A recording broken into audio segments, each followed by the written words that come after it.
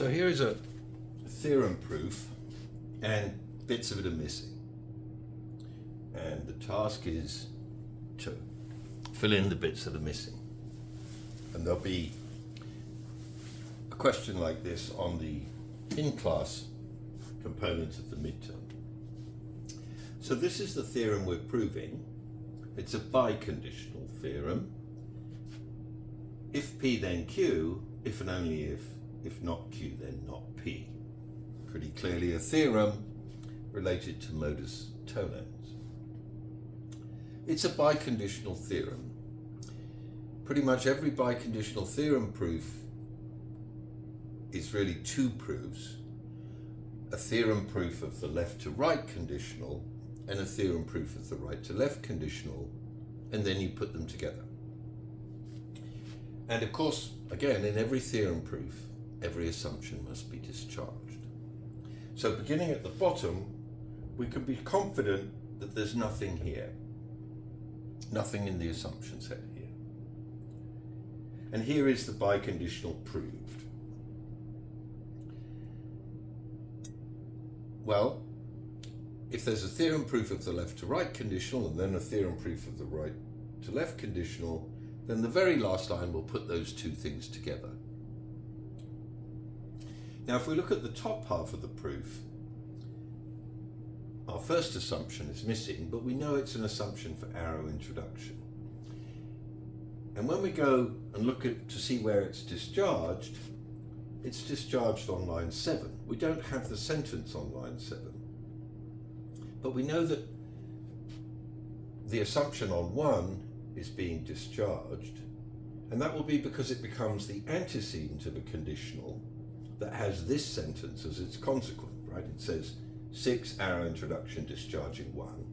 That means the sentence on 6 becomes the consequent of the conditional, and the sentence on 1 becomes its antecedent. And because we're trying to prove this biconditional, first we prove the left to right conditional as a theorem. So the assumption on 1 must be the assumption of this, and then the proof on 6 is of that, and so on 7, 1 will come into the antecedent place, and the sentence on 6 will go to the consequent place. So that gives us our assumption on 1, if P then Q, and it gives us on this line the sentence, if P then Q, then, if not Q, then not P. Okay? And the assumption set will be empty here. So we know that this line 7, together with presumably line 14, will be put together to make the biconditional. Line 2 is an assumption for arrow introduction, and now we don't have the annotation for 3. But if we look at this line here, 4 says 1, 3 arrow elimination. Well, 1 is if P then Q, and 3 is P, so 4 must be Q. Right? Then we don't have the sentence on 5, but we know that it's proved by reductio discharging 3. So 2 and 4 deny each other.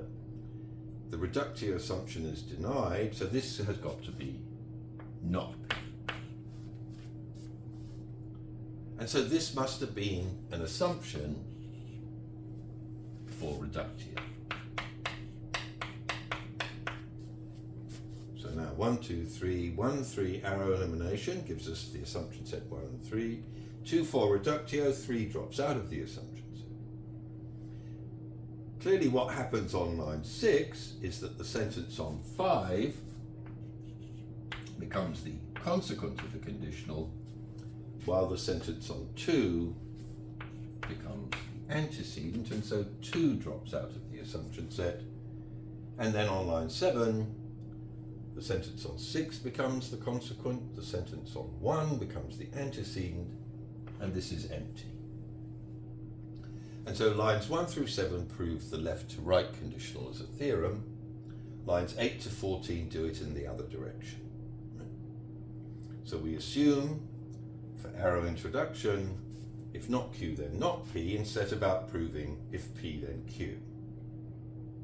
So P, it's exactly parallel kind of proof. This is an assumption for arrow introduction on line 9, and then on line 10 we assume not Q for reductio.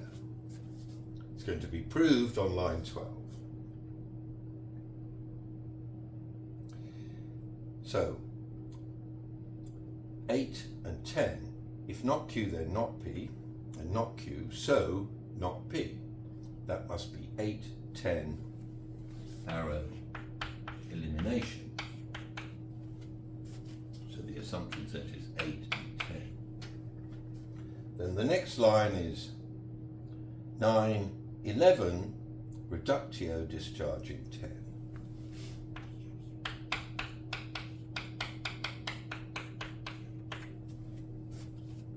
So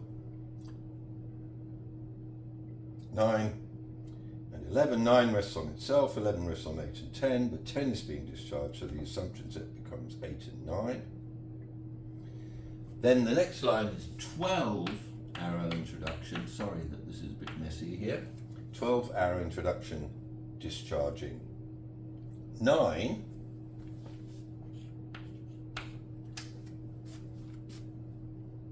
So now 9 drops out of the assumption set.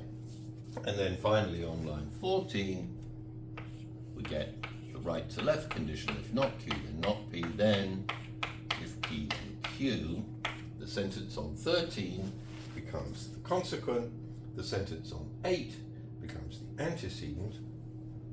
The assumption set goes empty again. And then on the last line, 7, 14, double arrow introduction. So you'll get a theorem proof, not this one, and there'll be sentences missing, maybe the assumption set missing, maybe the annotation missing, and you have to reconstruct the proof, fill in all the bits that are missing. So an exercise, a question like this will be on the in-class component of the midterm on Monday.